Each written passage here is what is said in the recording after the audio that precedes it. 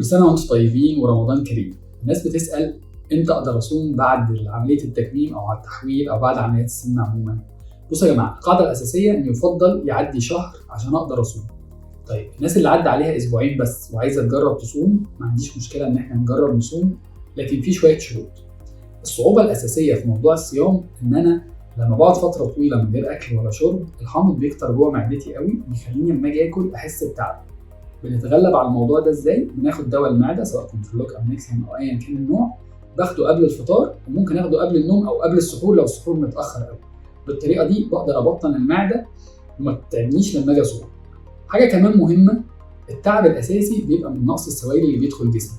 اتغلب على الموضوع ده ان انا الوقت من المغرب للفجر اشرب اكتر من لتر ميه او سوائل في الوقت ده عشان خاطر ما احسش بجفاف اليوم التاني.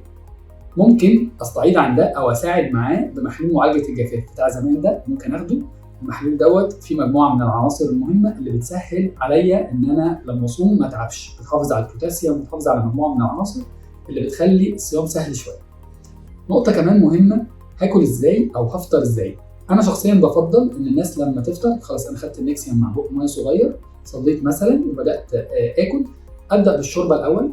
انا مش بفضل، هو مش غلط ان انت تبدا ده، يعني في ناس تبدا تمرايه مثلا، لكن انا بفضل انك تبدا بالشوربه، هي بتبقى اهدى على المعده شويه حتى لو حبه شوربه صغيرين، وبعدها ابتدي اكل. ببدا بالبروتين واقسم الاكل عادي خالص، دي مفيش مشكله فيها. بس هنخلي بالنا من حاجه، انا دايما لما بنعلم الناس الاكل والشرب بنقول مسافات معينه ما بين الوجبه والوجبه، 3 ساعات او 4 ساعات. في رمضان مش هينفع الموضوع ده. في رمضان انا ممكن اكل كل ساعتين عشان خاطر اقدر احقق عدد الوجبات او احصل على الكميه اللي انا عايزها في وقت الفطار اللي هو القليل اللي من المغرب للفجر. طب الادويه، هاخد ايه في الادويه؟ طيب في ادويه اساسيه لو انت في اول شهور من العمليه، مثلا زي اول شهر بتاخد دواء السيوله او بتاخد دواء اللي بيمنع حصوات المراره، دي ادويه اساسيه مكمله معانا. طب الفيتامينز، ايه الحاجات الاساسيه؟ هاخد مالتي فيتامين زي السنترم مثلا بعد الفطار. هاخد الكالسيوم بعد العشاء. طب ده انا باخد حديد وباخد ممكن اوقف كل الحاجات الباقيه، بس لازم اخد على الاقل سكوب واي بروتين. دي الادويه اللي انا ممكن اكملها الاساسيه. طب حد تاني يقول انا ما بتعبش من الادويه ومش مضايقاني، ما عنديش اي مشكله خالص ان احنا ناخدها. مثلا لو باخد كولاجين افطر عليه مع النيكسيوم، ما عنديش مشكله.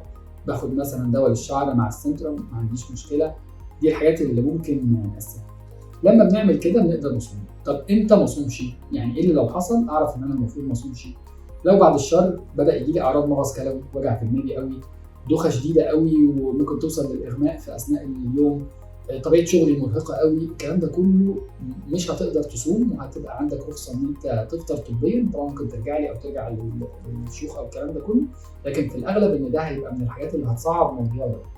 ممكن اعمل حاجه كمان لطيفه، الوقت بتاع يعني مثلا الامهات اللي بتطبخ، يا ريت نطبخ بالليل عشان خاطر نوفر مجهودنا من النهار. لو انا بروح شغل او حاجه، لما بروح شغل اصحى متاخر، لو بروح شغل اما ارجع انام شويه واصحى اعمل اكل. طبعا كل ما قللت المجهود اللي بعمله في فتره الحر او فتره الصيام ده هيساعدني.